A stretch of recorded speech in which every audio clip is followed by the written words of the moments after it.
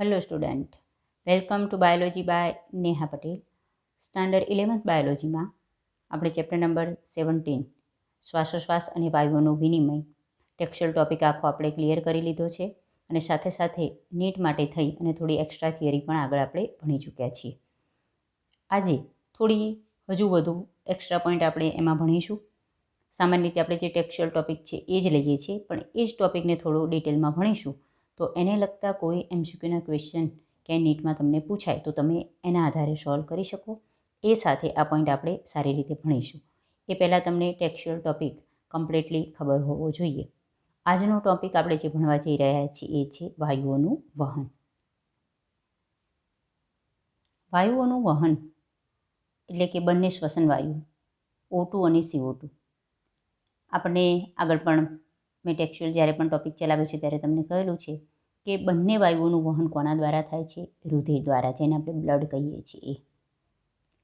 એમાં પણ જે 3 પ્રકારના કોષો છે એમાંથી રક્તકણ એટલે કે જેને આપણે RBC કહીએ એના દ્વારા પણ વહન થાય, બરાબર છે, જે RBC તરીકે ઓળખાય એ, અને રુધિર રસ કે જેને ઇંગ્લિશમાં પ્લાઝમા પણ કહેવાય છે. તો આ વસ્તુ પણ ધ્યાન રાખો કે ઘણીવાર રુધિર રસની જગ્યાએ ગુજરાતીમાં પ્લાઝમા શબ્દ આપેલો હોય તો એ રુધિર રસ દ્વારા વહન દર્શાવે છે અને રુધિર એ બ્લડ આપણે જે ઓળખીએ એ.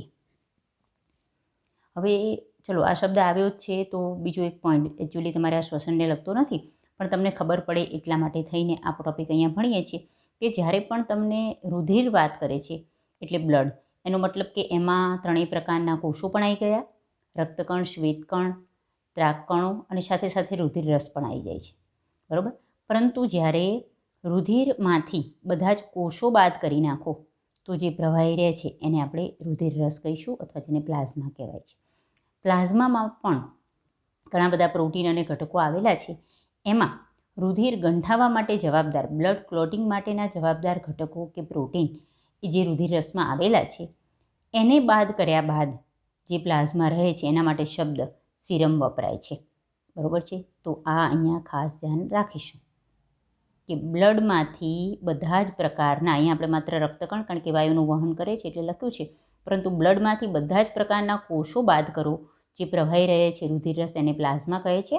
અને પ્લાઝમામાંથી પણ રુધિર ગંઠાવા માટે જવાબદાર જે ઘટકો છે એ દૂર કર્યા બાદ જે પ્રવાહી રહે છે એને આપણે સીરમ તરીકે ઓળખીશું, બરાબર. અહીંયા ભલે એની જરૂર નથી, પણ જ્યારે જરૂર પડે આવા બધા વધારાના પોઈન્ટ આપણને ખબર હોય તો નીટને લગતા MCQ તમે સોલ્વ કરી શકો. ચલો, આપણે બંને પ્રકારના શ્વસન વાયુઓનું વહન જોવાનું છે. તો સૌપ્રથમ O2નું વહન જોઈએ. ટેક્સ્ટ બુકમાં આપણને વસ્તુ આપેલી છે કે રક્તકણ અને રુધિર રસ બંને દ્વારા O2નું વહન થાય છે, બરાબર. રક્તકણમાં દ્વારા સૌથી વધારે 97% O2નું વહન થાય છે, બાકીનું બહુ ઓછું 3% જેટલું રુધિર રસ દ્વારા વહન થાય.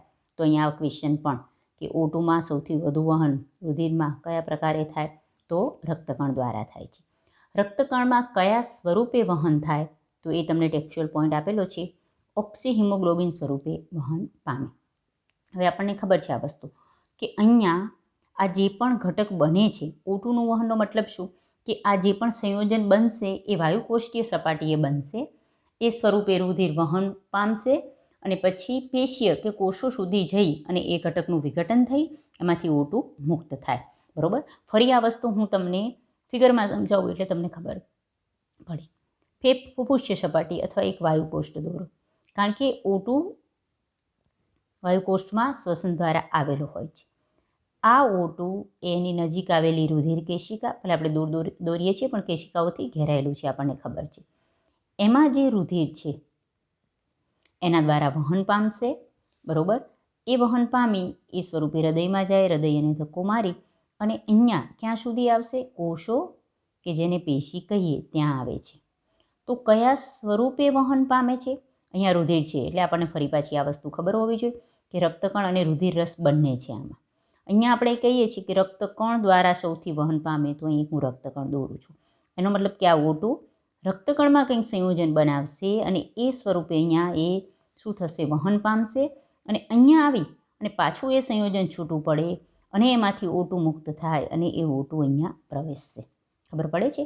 તો આ રક્તકણ દ્વારા જ્યાં O2 છે એ પહેલાં રક્તકણમાં પ્રવેશી કંઈક સંયોજન બનાવી, તો કયા સંયોજન બનાવે છે? તો ઓક્સિહિમોગ્લોબિન, બરાબર. તો અહીંયા તમને આટલું ટેક્સ્ચ્યુઅલ આપેલું છે, પણ આપણે એને ડિટેલમાં થોડું ભણીએ.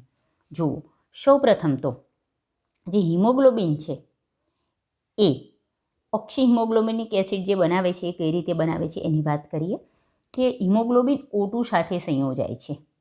કઈ રીતે? તો ઓક્સી હિમોગ્લોબિનનો મતલબ HBO2. તો એ કઈ રીતે બને?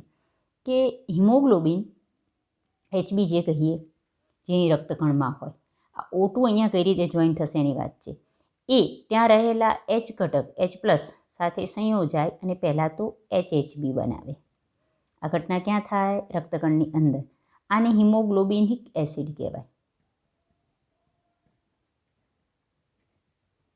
આ વસ્તુને શું કહેવાય? હિમોગ્લોબિનિક એસિડ. બરોબર. આ વસ્તુ ક્યાં છે? રક્તકણની અંદર. બરોબર. આપણે રક્તકણ દ્વારા જે થાય છે, પણ આ બધી જ ઘટના ક્યાં જોઈએ છીએ? રક્તકણમાં વાયુકોષ્ઠની સપાટીએ થાય એ. કારણ કે વાયુકોષની સપાટીએ O2 આવશે. રુધિરમાં જે રક્તકણ છે એમાં જે હિમોગ્લોબિન છે એ હિમોગ્લોબિનિક એસિડ સ્વરૂપે હોય. આ હિમોગ્લોબિનિક એસિડ જે HHB છે એની સાથે આ જે O2 અંદર એન્ટર થયો, આપણે એમ કીધું કે O2 રક્તકણમાં એન્ટર થાય છે, તો એ O2 સંયોજાય અને HBO2, એટલે આને કહેવાય ઓક્સી હિમોગ્લોબિનિક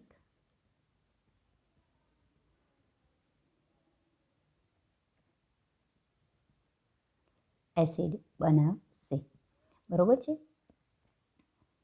જુઓ, હવે અહીં સુધી તમને ટેક્સ્ટબુકમાં આપેલું છે ઓક્સી હિમોગ્લોબિન એસિડ અથવા ઓક્સી હિમોગ્લોબિન સ્વરૂપે વહન પામે છે કે જેને કહેવાય HHBO2. એકચ્યુઅલી ખરેખર શું થાય છે કે આ જે HHBO2 છે એટલે બન્યું ક્યાં? રક્તકણની અંદર, અહીંયા. બરાબર. હવે જો આગળ આ વસ્તુ તમને ડિટેલમાં આપણે સમજાવીએ. આ HHBO2 એ રક્તકણમાં ઘણા બધા બાયકાર્બોનેટ હાજર હોય છે અને એમાંનો એક બાયકાર્બોનેટ છે પોટેશિયમ બાયકાર્બોનેટ KHCO3. એની સાથે સંયોજાય અને KHBO2 બનાવે છે. આ KHBO2 એટલે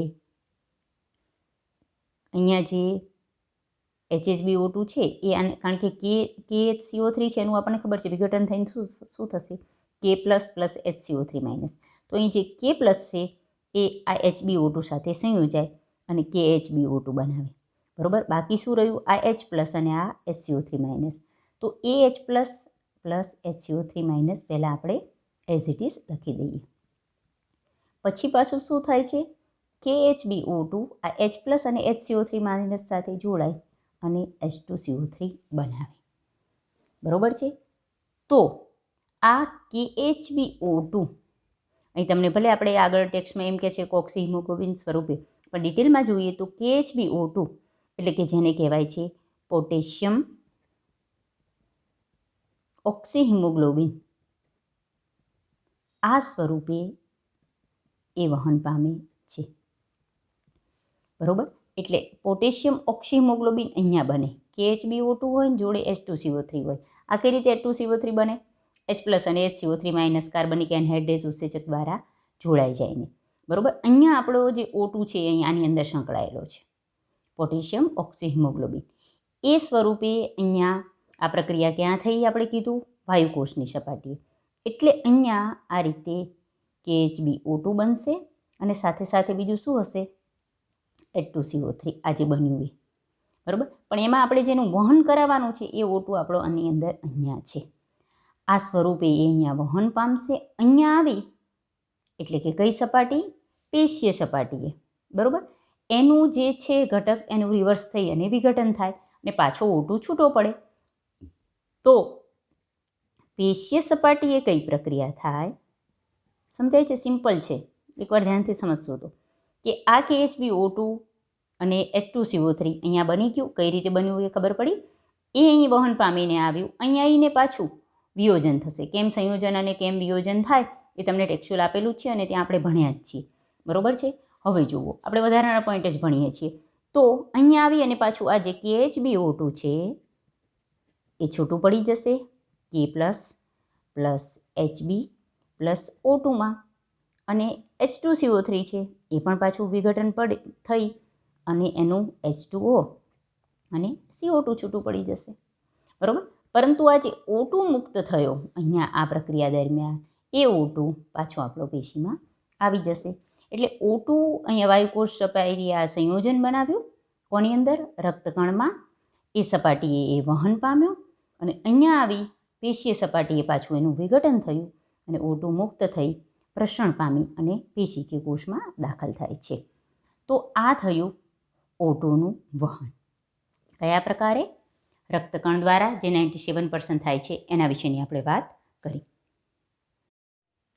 ચલો નેક્સ્ટ આપણો પોઈન્ટ છે CO2નું વહન. તો CO2નું વહન કઈ રીતે થશે એના વિશેની માહિતી જોઈએ. CO2ના વહનમાં ટેક્સ્ચ્યુઅલ પોઈન્ટમાં તમને આપેલું છે એ વસ્તુ આપણે પહેલાં રિપીટ કરી લઈએ કે CO2નું વહન એ આગળ કીધું છે રક્તકણ દ્વારા 20થી 25%, બાયકાર્બોનેટ સ્વરૂપે સૌથી વધારે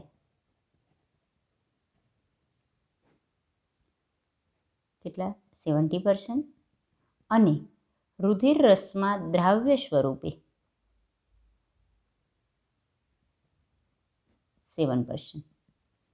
આ તમને ટેક્સ્ચ્યુઅલ આપેલું છે તો પહેલાં આ ટકાવારી આપણે આ રીતે યાદ રાખીશું.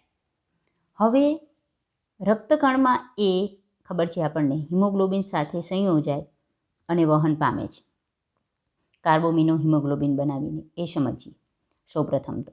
પછી બાયકાર્બોનેટ એ બંનેમાં બનાવે છે. કોનામાં? રક્તકણમાં પણ બાયકાર્બોનેટ બનાવીને વહન પામી શકે છે અને રુધિર રસમાં પણ બાયકાર્બોનેટ બનાવીને વહન પામી શકે છે. અહીં આ વસ્તુ ખાસ ધ્યાન રાખવાની. પહેલાં આટલી વસ્તુ કમ્પ્લીટલી સાથે સાથે સમજતા જશો તો ઇઝીલી તમને ખબર પડશે, બરાબર. આટલું ટેક્સ્ટ બુકમાં આપેલું જ છે. રક્તકણમાં એ હિમોગ્લોબિન સાથે સંયોજાય છે. એ પ્રક્રિયા થાય ક્યાં? અહીંયા ઊંધું થશે. જે પણ પ્રક્રિયા બધી જ થશે, જો અહીંયા સમજીએ આપણે, એ અહીંયા જે પેશીય સપાટી છે, પેશીય સપાટીએ કોષીય શ્વસનને કારણે અહીંયા CO2 નિર્માણ પામે પેશી કે કોષમાં. એ CO2 રુધિરમાં દાખલ થાય. રુધિર એને વહન કરાવી અને ક્યાં લઈ જશે? વાયુકોષની સપાટીએ, અને વાયુકોષની સપાટીએ ઊંધી પ્રક્રિયા થશે. આ CO2 છે એ વાયુકોષમાં દાખલ થશે, બરાબર. તો અહીંયા આપણે ખાસ વસ્તુ ધ્યાન રાખવાની કે સંયોજન બનવાની CO2ની પ્રક્રિયા રુધિરમાં થાય, પણ કઈ સપાટીએ થાય? પેશીય સપાટીએ. અને છૂટા પડવાની વિયોજનની પ્રક્રિયા ક્યાં થશે? વાયુકોષની સપાટીએ. તો આ જ વસ્તુ અહીંયા સમજવાની છે કે આ જે CO2 નિર્માણ પામ્યું એ ડાયરેક્ટલી રક્તકણમાં જઈ અને કાર્બોમિનો હિમોગ્લોબિન સ્વરૂપે વહન પામી અને વાયુકોષ સુધી જઈ શકે. બીજું બાયકાર્બોનેટ બનાવે તો એ બંનેમાં બનાવે, રક્તકણમાં પણ બનાવે અને રુધિરરસમાં બનાવે, જ્યારે બહુ જ ઓછું રુધિરરસમાં દ્રાવ્ય સ્વરૂપે વહન પામે. તો પહેલાં આપણે પહેલો પોઈન્ટ કે જ્યારે પણ આ CO2 અહીંથી ડાયરેક્ટલી રક્તકણમાં અને એમાં પણ કાર્બોમિનો હિમોગ્લોબિન સ્વરૂપે કઈ રીતે વહન પામે અને કઈ રીતે છૂટું પડે, અહીંયા જઈ બંને પહેલાં જોઈ લઈએ, ખબર પડે છે. ચલો, તો આ હિમોગ્લોબિન દ્વારા વહન પામે છે રક્તકણમાં. તો એ કઈ રીતે વહન પામે? ટેક્સ્ચ્યુઅલ આપણને આપેલું જ છે કાર્બોમિનો હિમોગ્લોબિન શબ્દ, છતાં પણ એનું આખું તમને સંયોજન સમજાવું કે અહીંયા એ કયા સ્વરૂપે વહન પામશે. તો ખાસ ધ્યાન રાખવાનું, કાર્બોમિનો હિમોગ્લોબિન સ્વરૂપે વહન પામશે. તો કઈ રીતે અહીં પ્રક્રિયા થશે કે જે CO2 છે એ કાર્બન ડાયોક્સાઇડ અહીંયા આવ્યો, એ અહીંયા આવેલા જે હિમોગ્લોબિનનું એમિનો સાથેનું જે સંયોજન છે HBNH2 એની સાથે સંયોજાશે અને એના દ્વારા એ HBNH આને કહેવાય કાર્બો એમિનો હિમોગ્લોબિન એ બનાવશે. તો આ પ્રક્રિયા અહીંયા થશે. CO2 ડાયરેક્ટ રક્તકણમાં જાય, રક્તકણમાં હિમોગ્લોબિન છે NH2 સાથે સંયોજાયેલો, એટલે અમુક હિમોગ્લોબિન H સાથે સંયોજાયેલો, અમુક NH2 સાથે, પોટેશિયમ સાથે પણ સંયોજાયેલો, પણ હિમોગ્લોબિનનું જે એમિનો સમૂહ સાથેનું જોડાણ છે એની સાથે આ CO2 જોઈન્ટ થશે અને કાર્બોમિનો હિમોગ્લોબિન બનાવશે. એટલે જુઓ આપણે જે CO2નું વહન કરાવવાનું છે આની અંદર છે, બરાબર. તો અહીંયા HbNH3OH બનશે, એ સ્વરૂપે અહીંયા જશે, બરાબર. તો આ પ્રક્રિયા ક્યાં થાય? પહેલાં આ જે સમીકરણ જોયું, આ પ્રક્રિયા થાય ક્યાં? તો પેશીય સપાટીએ સંયોજન બનવાની. અને આ વસ્તુ આગળ જતાં વાયુકોષની સપાટીએ જઈ અને આગળ પ્રક્રિયા છૂટી પડે, એટલે આ સ્વરૂપે વહન પામે, બરાબર. તમે ફિગરમાં જો વારે વારે બતાવું છું એટલે કે ઘણીવાર આખું બધું સમીકરણ સમજવા જાય તો પછી કન્ફ્યુઝ થઈ જાય. તો CO2 અહીંયા દાખલ થાય અને અહીંના જે રક્તકણ છે એમાં જે HbNH2 છે એની સાથે જોડાય અને HbNH3OH એટલે કાર્બોમિનો હિમોગ્લોબિન બનાવે, એ સ્વરૂપે વહન પામે. વાયુકોષની સપાટીએ જઈ અને આ સંયોજન છે એ છૂટું પડશે. કઈ રીતે? કે જે HbNH3OH છે આનાથી વિરુદ્ધ પ્રક્રિયા, HbNH3OH એમાંથી CO2 અને HbNH2 છૂટું પડી જાય.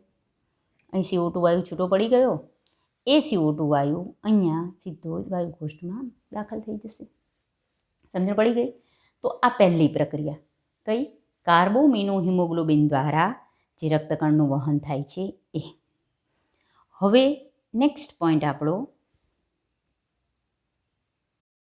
બાયકાર્બોનેટ સ્વરૂપે જે વહન થાય છે એના વિશેની માહિતી મેળવીએ. તો બાયકાર્બોનેટ સ્વરૂપે સૌથી વધારે 70% જેટલા CO2નું વહન થાય છે. એમાં પણ રક્તકણમાં પણ બાયકાર્બોનેટ બને છે અને રુધિર રસમાં પણ. અહીંયા ખાસ ધ્યાન રાખજો, કન્ફ્યુઝ થતા નહીં. જુઓ, પહેલાં બંનેમાં આ જ વસ્તુ થશે કે સંયોજન પેશીય સપાટી બનશે અને એ સંયોજન વાયુકોષની સપાટી જઈ અને છૂટું પડશે.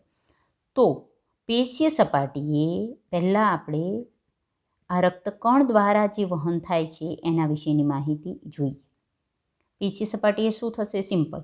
CO2 જે આવે છે એ રક્તકણમાં રહેલું જે રક્તકણ એક પ્રકારનો કોષ છે, એટલે એમાં જે રહેલું પાણી છે એની સાથે સંયોજાય અને કાર્બનિક એસિડ એટલે H2CO3 બનાવે. આપણને ખબર છે કાર્બનિક એનહાઇડ્રેસ છે એ રિવર્સિબલ રીતે H+ અને HCO3- માં આમ છૂટું પાડી શકે, એટલે આ બાયકાર્બોનેટ થયું.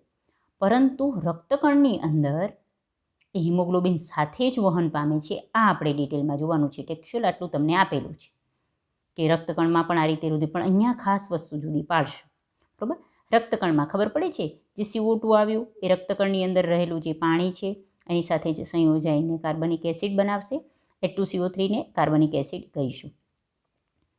કાર્બનિક એનહાઇડ્રેસ ઉત્સેચક હોય અહીંયા કે જે H+ આખી પ્રક્રિયા રિવર્સ કરે, H+ અને HCO3- માં. હવે આ જે અહીંયા આપણો CO2 છે, પરંતુ આ CO2 છે એ રક્તકણમાં અહીંયા હિમોગ્લોબિન, જો આગળ આપણે જોયું હિમોગ્લોબિન H સાથે જોડાઈ અને HHB સ્વરૂપે હોય, NH2 સાથે જોડાયેલું હોય તો HbNH2 સ્વરૂપે હોય. એ જ રીતે અહીંયા હિમોગ્લોબિન પોટેશિયમ સાથે સંયોજાયેલું હોય તો KHB સ્વરૂપે હોય. આ જે KHB જે રક્તકણની અંદર હાજર છે એની સાથે આ વસ્તુ બની એ જોઈન્ટ થઈ જશે, એટલે H+ + HCO3-. તો એના કારણે KHCO3 બનશે પ્લસ HHB, બરાબર, હિમોગ્લોબિનિક એસિડ. પરંતુ આપણે જે CO2નું વહન કરાવવું છે એ ક્યાં છે? અહીંયા.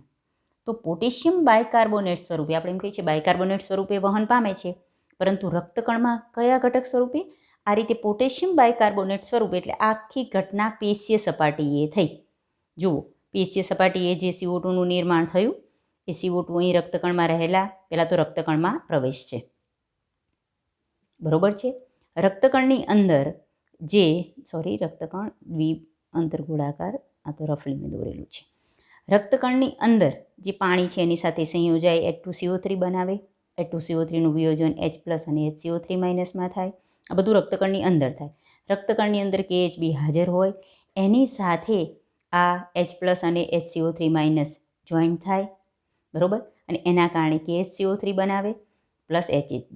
આપણે જે CO2નું વહન કરાવવાનું છે, CO2 આની અંદર સમાયેલો છે, એટલે KHCO3 પોટેશિયમ બાયકાર્બોનેટ સ્વરૂપે અહીં રક્તકણની અંદર આ CO2 વહન પામશે. અહીં જઈ અને પાછું વાયુકોષ્ઠીય સપાટીએ એનું વિઘટન થાય. બરોબર. તો વાયુકોષ્ઠીય સપાટીએ અહીંયા કઈ પ્રક્રિયા થાય એ જોઈએ.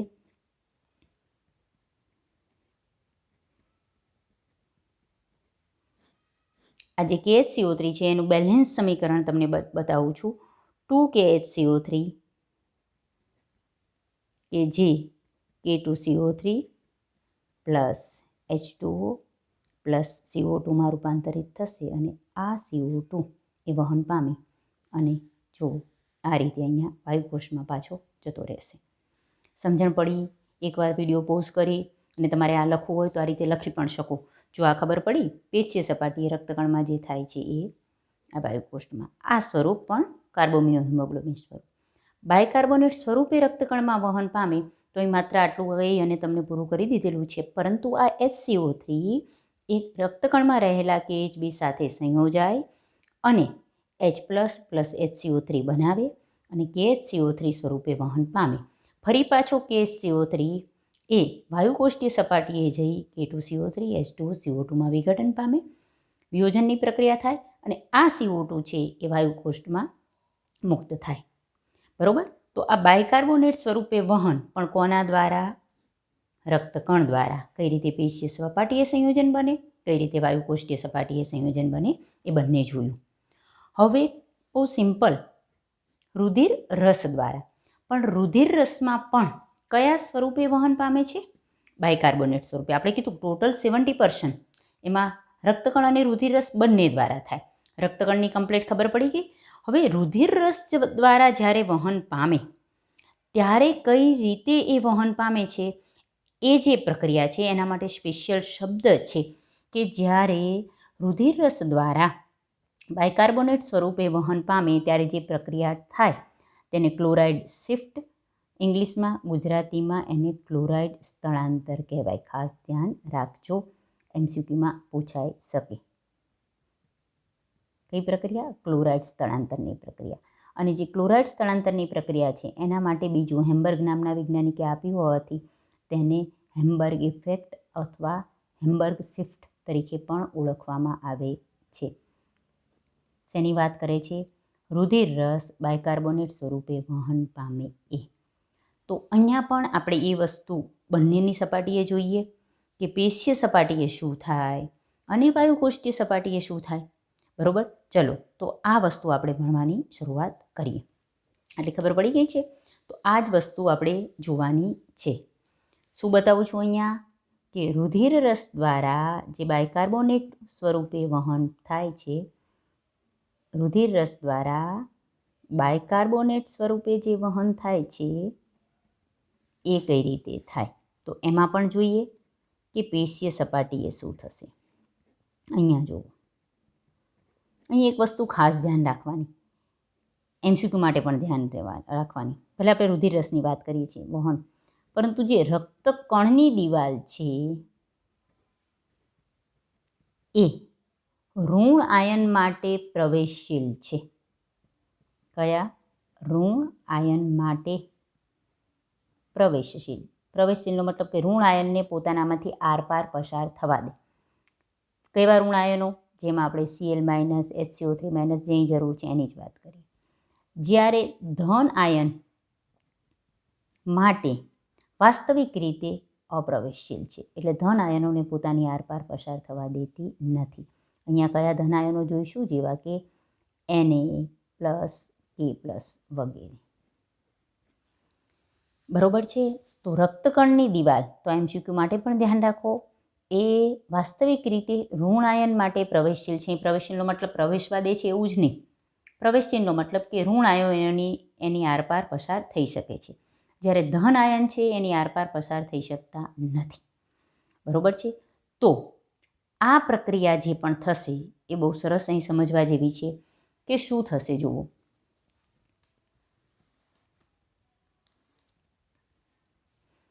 પેશીય સપાટીએ શું પ્રક્રિયા થશે? આપણે એમ કીધું વહન કોના દ્વારા થાય છે? રુધિર રસ. ખાસ ધ્યાન રાખજો.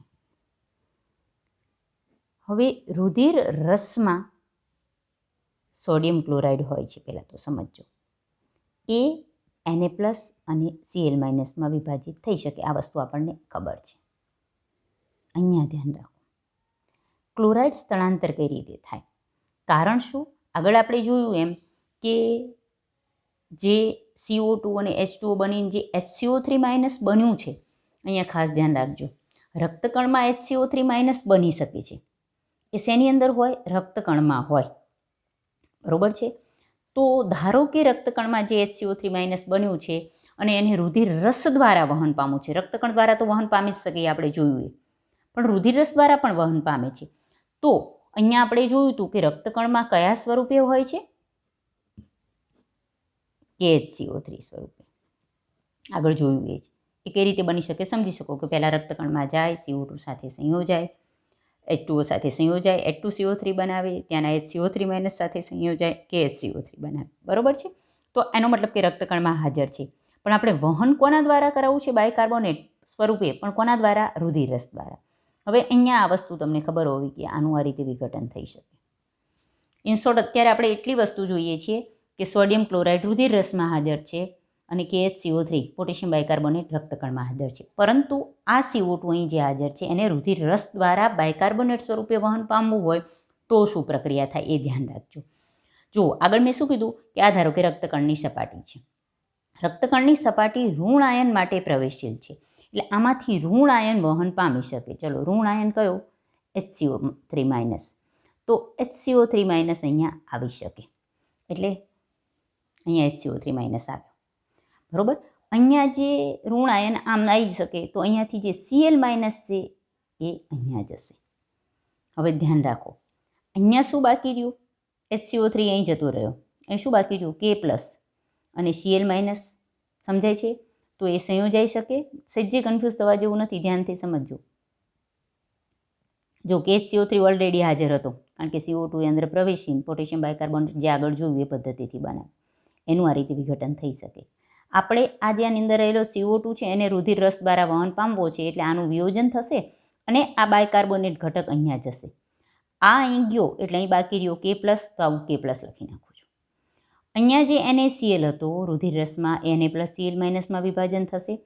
ક્લોરાઇડ છે એ ઋણ આયન હોવાથી એ રક્તકણની દિવાલમાંથી પસાર થઈ શકે. એટલે આ ક્લોરાઇડ વહન પામીને અહીંયા ગયો. અહીંયા K+ હતો, ક્લોરાઇડ આવી અને એણે શું બનાવી દીધું? અહીંયા KCl. ખબર પડી ગઈ? અહીંયા જોવું, Cl- જતો રહ્યો, બાકી શું રહ્યું? Na+. તો Na+ અને HCO3- જોડાઈ જશે.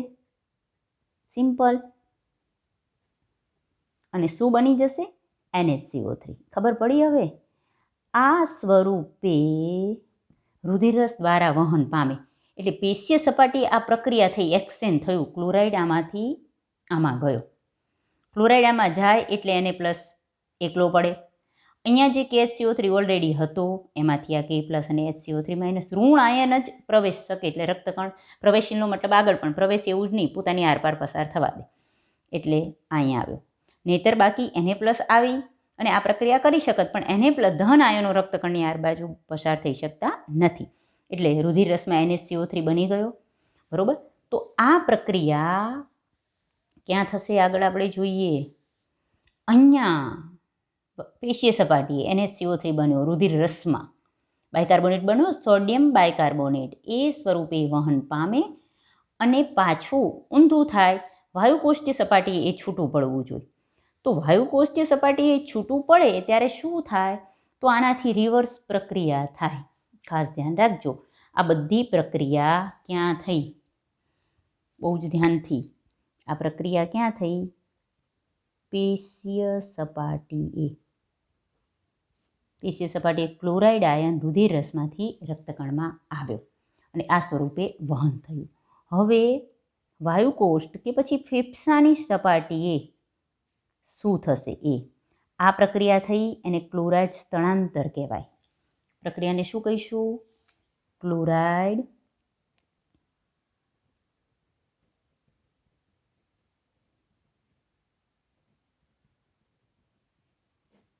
ક્યાં થઈ? પેશી સપાટી. કોષીય સપાટીએ જે પ્રક્રિયા થાય એને કહેવાય છે ક્લોરાઇડ પ્રતિસ્થળાંતર. આખી પ્રક્રિયાને ક્લોરાઇડ શિફ્ટ તરીકે ઓળખાય. હવે જોજો, ઉપરની વસ્તુ તમને ખબર હોવી જોઈએ કે આ સોડિયમ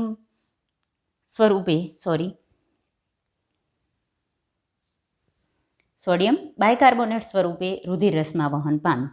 એટલે ચલો અહીંયા ઓલરેડી આ ખબર હોવી જોઈએ કે સોડિયમ બાયકાર્બોનેટ તો હાજર છે જ. આ સ્વરૂપે વહન પામ્યું, વાયુકોષ સુધી આવ્યું એટલે સોડિયમ બાયકાર્બોનેટ હાજર છે. ફરી પાછું આ છૂટું પડી જશે. જે હાજર છે એ જ લખ્યું. અહીંયા આગળ શું હાજર હતું? KCl. તો લખી નાખીએ. આ KCl હાજર હતું જ, તો એનું K પ્લસ Cl માઇનસ થઈ જશે. બરોબર છે. અહીંયા શું થશે? આ ક્લોરાઇડ છે એ પ્રતિસ્થળાંતર પામશે, અહીંયા આવશે. બરોબર છે. અને આ જે HCO3 માઇનસ છે એ અહીંયા આવશે. જુઓ, HCO3 માઇનસ અહીંયા આવ્યો, અહીંથી Cl માઇનસ જતો રહે, બાકી શું હતું? K plus. એટલે ફરી પાછું એઝ ઇટ ઇઝ હતું એ થઈ જાય. K plus plus HCO3 minus શું બની ગયું? કે HCO3. અહીંયા પાછું HCO3 જતું રહ્યું, Cl માઇનસ આવ્યું, હતું ને એની Na plus plus Cl minus થઈ ગયું NaCl. બરાબર. હવે અહીંયા જે KCO3 આવી ગયું છે એ KCO3 ફરી પાછું K2O પ્લસ H2O પ્લસ CO2માં વિઘટન પામશે અને વાયુકોષની સપાટીએ ફરી પાછું વાયુકોષમાં જતું રહેશે. ખબર પડે છે આ વસ્તુ? આવું કેમ થયું? કારણ કે આપણે રુધિર રસ દ્વારા NaHCO3 સોડિયમ બાયકાર્બોનેટ સ્વરૂપે જે વહન થાય છે એ સમજવાનું છે. એટલે એકવાર સારી રીતે વિડીયો પોઝ કરી અને આ લખવું હોય તો લખી લેજો. શબ્દ પણ ક્લોરાઇડ સ્થળાંતર ક્યાં થાય છે? પેશીય સપાટીએ. અને એમાં શું થાય? ક્લોરાઇડ રુધિર રસમાંથી રક્તકણમાં આવે અને સામે HCO3 માઇનસ અહીંયા જાય. અહીંયા શું થાય? જે અહીં Cl માઇનસ હતો એટલે કે આ વસ્તુ તમને રક્તકણ બતાવે છે અને આ રુધિર રસ બતાવે છે. બરોબર છે. તો અહીંયા Cl માઇનસ એ રક્તકણમાંથી રુધિર રસમાં આવશે. HCO3 માઇનસ ફરી પાછું રક્તકણમાં જશે. અહીં પાછું એઝ ઇટ ઇઝ હતું NaCl બની જશે. પણ વહન કોના દ્વારા થયું? NaCO3 દ્વારા. તો ઇન શોર્ટ આપણે આ જે ઘટના જોઈ એ કઈ જોઈ? અહીંયા જે તમને રુધિર રસ દ્વારા જે બાયકાર્બોનેટ સ્વરૂપે વહન થાય છે એના વિશેની માહિતી જોઈ. આ રીતે આપણે વાયુઓનું વહનવાળો ટોપિક જે ટેક્સ્ટબુકમાં પેજ નંબર 275 પર તમને આપેલો છે એ ડિટેલમાં આપણે સારી રીતે સમજ્યા. એકવાર વિડીયો પોઝ કરી અને લખવું હોય તો નોટ્સ તમે લખી લેશો. ઘણા બધા એક્સ્ટ્રા પોઈન્ટ બને એટલા અહીંયા આપણે પૂરા કર્યા છે. 1-2 પોઈન્ટ કદાચ ક્યાંક ક્વેશ્ચનમાં પૂછાય અથવા નોર્મલ તમારી જાણકારી માટે થઈને કે શ્વસન તંત્રને લગતી જે પ્રક્રિયાઓ એમાં નોર્મલ જે આપણા સાથે થતી હોય એવી પ્રક્રિયા, એમાં એક પ્રક્રિયા છે જેને કહેવાય છે હિકઅપ.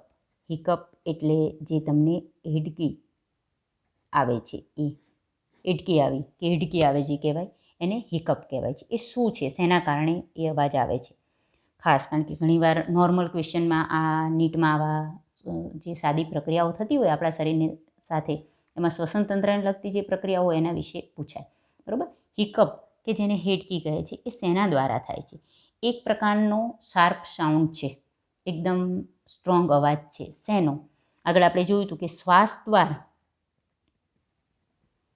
કે જેને કહેવાય છે આપણને ગ્લોટિસ, કે જે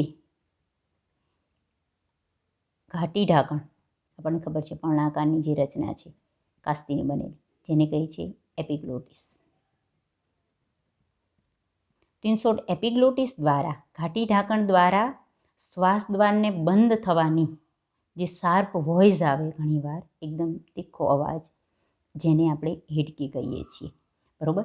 તો ક્યાંક ક્વેશ્ચનમાં હોય તો આ તમે ક્યાંક આ રીતે જાણતા હોય તો તમે લખી શકો. બીજી વસ્તુ આપણે યાવિંગ કોને કહેવાય છે? યાવનિંગ એટલે જે બગાસું ખાઈએ છીએ એ જ કઈ પ્રક્રિયા છે? એ પણ શ્વસન તંત્રને લગતી એક પ્રક્રિયા છે. જુઓ, એક પ્રકારનું લાંબો શ્વાસ છે, પ્રોલોંગ ઇન્સ્પિરેશન, પ્રોલોંગ ઇન્સ્પાયરેશન, એટલે કે લાંબો શ્વાસ છે, ઊંડો શ્વાસ લઈએ. જો તમે ટ્રાય કરો, બગાસું ખાઓ ત્યારે તમે ખાસી વાર મોં ખુલ્લું રાખીએ છીએ. એનો મતલબ કે આપણે લાંબો શ્વાસ લઈએ છીએ. શેના માટે થઈ? કે જ્યારે આપણે લંગ્સ એટલે કે ફેફસામાં CO2નું પ્રમાણ જ્યારે વધી જાય છે ત્યારે, સમજાય છે, લાંબો શ્વાસ લઈએ એટલે સામે એ જે CO2 છે એનું પ્રમાણ જે વધ્યું હોય છે એને બેલેન્સ કરી શકાય, કારણ કે વધારે O2 અંદર એન્ટર થાય છે. અને સાથે સાથે નેક્સ્ટ પ્રક્રિયામાં તરત જ જે બગાસું પૂરું થાય એટલે પ્રોલોંગ એક્સપાયરેશન દ્વારા વધારાનો CO2 બહાર નીકળી જાય. બરાબર? તો એક પ્રકારનો લાંબો શ્વાસની પ્રક્રિયા છે. અને ક્યારે થાય છે? કે જ્યારે ફેફસામાં CO2ની સાંદ્રતા વધી જાય ત્યારે એને બેલેન્સ કરવા માટે થઈ અને આ પ્રક્રિયા થાય છે. બરાબર? તો આ બધી પ્રક્રિયા એ ખાસ કરી અને ક્યાંક ને ક્યાંક શ્વસન સપાટી સાથે સંકળાયેલી હોય છે. તો આ વસ્તુ ખાસ આના સાથે આવા નાના નાના ઘણા બધા ક્વેશ્ચન હોય કે જે તમે સોલ્વ કરી શકો આ રીતે. અહીંયા બને એટલા અમે સોલ્વ કરવા ટ્રાય કરેલા છે. તો આના સાથે નીટને લગતો આજનો લેક્ચર પણ આપણે પૂરો કરીએ છીએ. જય હિન્દ.